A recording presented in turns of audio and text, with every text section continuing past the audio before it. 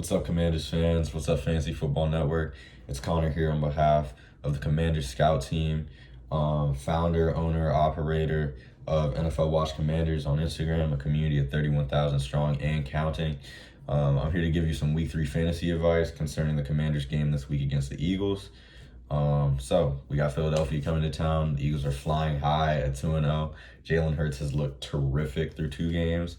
And his squad is coming off a Monday night victory where they absolutely curb stomped Kirk Cousins and the Vikings.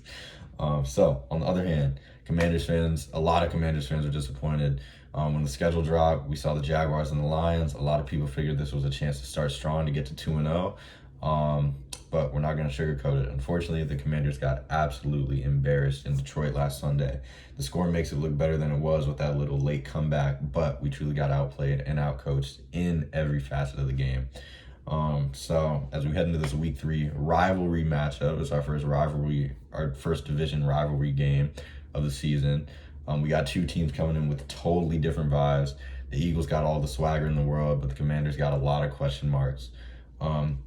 Let's also note that this is a Carson Wentz revenge game. He's been playing it down in the media, but we know this means a lot to him.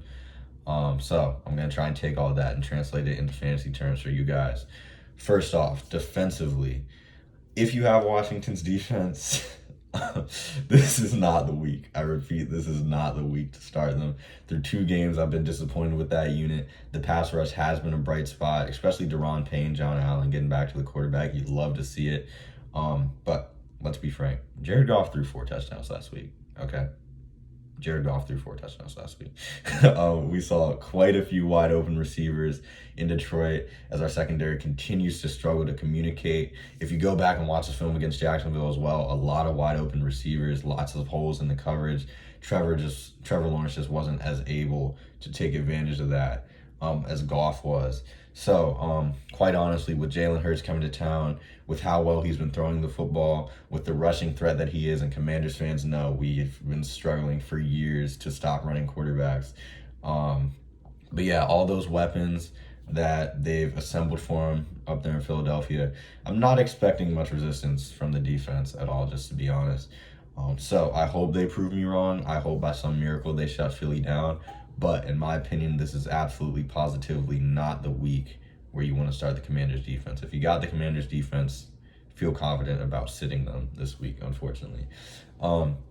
Offensively, it's starting to look like we've assembled quite an arsenal of weapons as well for ourselves. I'm not saying that we'll be keeping up with Philadelphia. I'm not saying that. But I will say this. There are very few teams in the league that are going to be able to cover Terry McLaurin, Curtis Samuel, and Jahan Dotson. Now, to me, this looks like a Curtis Samuel week yet again. The Eagles' pass defense has been shutting down outside receivers, so that doesn't bode well for Terry and Jahan. But they've allowed the 4th most fantasy points to the slot this year. And guess who runs the slot? Curtis Samuel was in the slot for 67% of his routes. So expect Curtis Samuel early and often, as we've seen. We already know that Scott Turner loves to get Curtis involved, so this could be a really big fantasy game for him. Another quick note, Philadelphia has allowed the 2nd worst EPA per rush so far this season, so Antonio Gibson isn't a bad start tomorrow either. But that'll do it for me. Enjoy this Sunday slate of games unless you're an Eagles fan. To my Commanders fans, take command. As always, keep God first, and I am out of here.